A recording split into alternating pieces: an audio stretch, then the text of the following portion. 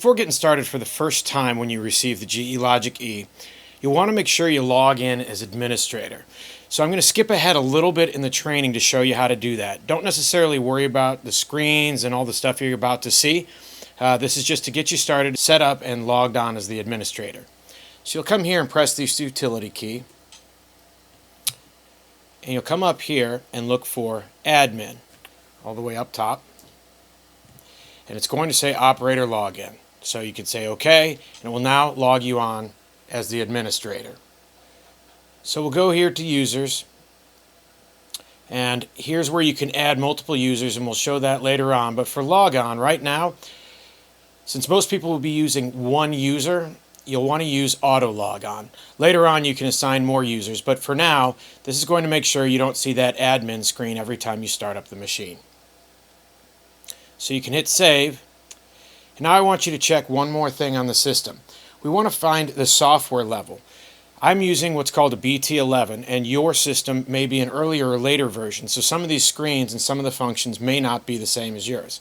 So right now we'll go up to the screen that says System, and we'll click on the About. If you just hover over, it'll work. So this one says Logiq E BT11 build. So this tells me mine's a BT11. So if yours is an earlier version, some of these things that you see on this training might be different. So let's go ahead and click Exit, since we have the administrator logon, and up here it says ADM, and that stands for administrator, and if you have multiple users, that's what it's going to show. So let's get started. We'll take a look at the user interface. And this is a quick overview of all the buttons and the general how to control the system. It's best to use this and view the whole thing so you understand how the system works and where the key functions are. The system is designed with what's called a home base user interface. The goal is to have the most commonly used functions based around this trackball here. So it's typically centered in a fairly convenient way, or the best they can do for a laptop style ultrasound. So here we have the items you'll typically use most during the exam. The trackball, the basic measurement and annotation keys right around there.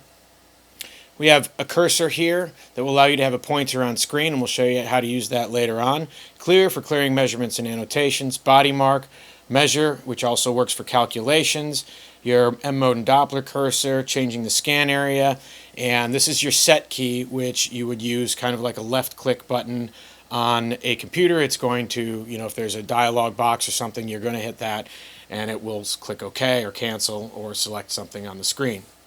To the left we have our imaging modes, our patient key, our gain key. So we have M mode, pulse wave Doppler, color flow Doppler, and your B mode, power Doppler, tissue harmonics, and steering for your Doppler modes. And here's your new patient key. On this side we have our depth, zoom, and ellipse knob. We'll show you how to use that in a later movie, but understand this is a multiple function key. You can twist it, but you can also push down to select something in the appropriate imaging mode.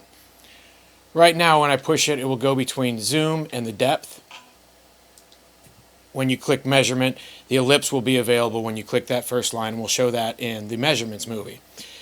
Here we have P1, P2, P3. These are for saving or printing images, and you can assign these, which I'll show you in a later video, on whether it's going to send it to a DICOM server, save it to the clipboard in the archive. You'll see here, I don't have a patient set yet, but it will save that on the clipboard there for each image you save. And I have the P2 and P3 assigned for other functions, and you can put them to whichever function you prefer. We'll get into how to start a new patient in the next video, and that will show you how to save the images to that patient. But for now, just you can save this here, and then when you get into the patient, you'll be able to assign those images to that patient. These stop, start, left, right buttons are for cine review and also for dual screen mode, and we'll also address that in an imaging chapter in these videos. The keyboard is a standard keyboard. The keys that are labeled in green are also things that you'd use during an exam, selecting a preset, going to a report, or ending the exam. There's also some arrow keys over here with some labels on them. You can use them to increase or decrease the brightness on the screen, or increase or decrease the volume. In order to activate that, you'll press the control key and press up or down. You'll see in the bottom left here it says brightness, and I'm adjusting the brightness. And if I hold the control key and go left or right, I can select the volume, and that will operate when I'm in a Doppler mode. Note that when you adjust brightness, you're going to be looking at this grayscale over here. You don't want it too dark and you don't want it too bright.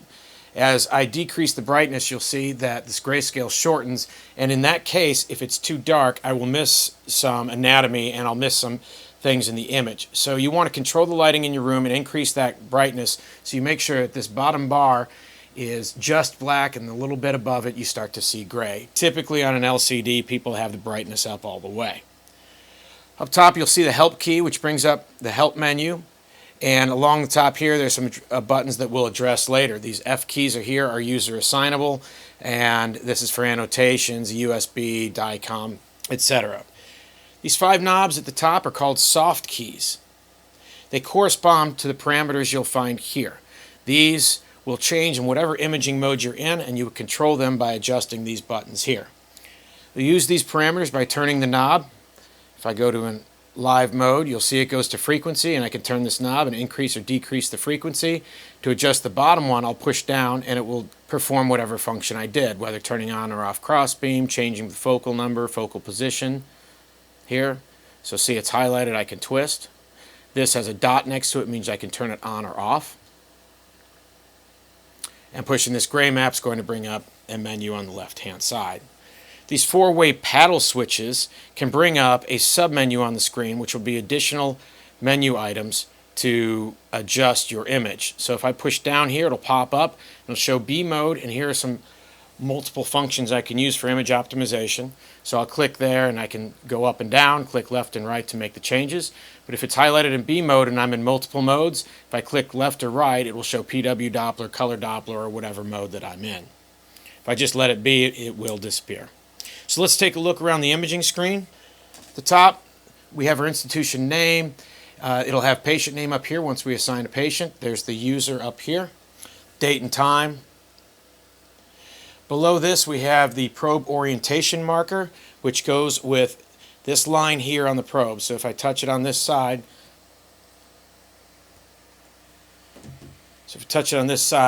you'll see that that's where the image is affected.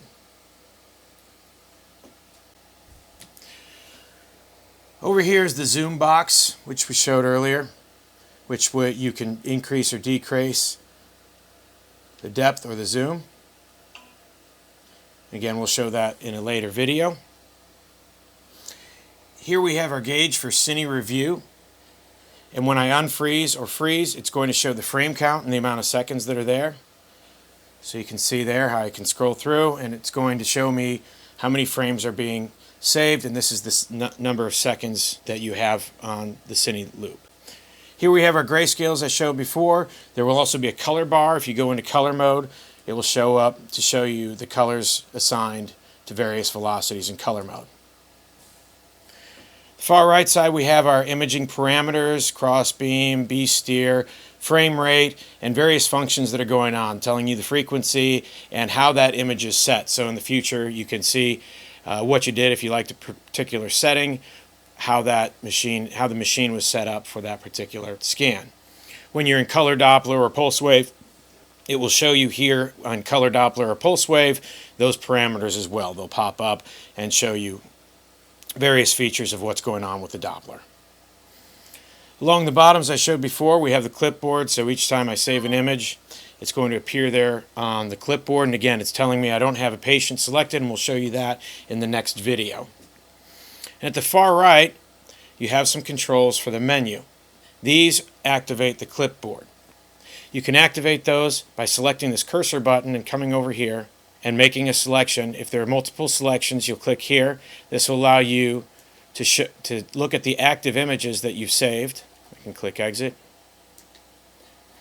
You can also click menu, and it's going to say you can save images. You can save them to a USB or DVD drive if you have attached, and that's really just for saving a single image, not for really exporting the entire patient. But you can do that just to save a couple images, and it's a lot easier than going through the more complicated export process on this machine.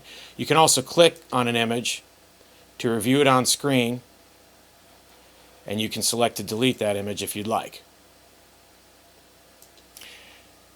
Now down here, it's showing me the function that is active. It's telling me I'm currently in the zoom mode.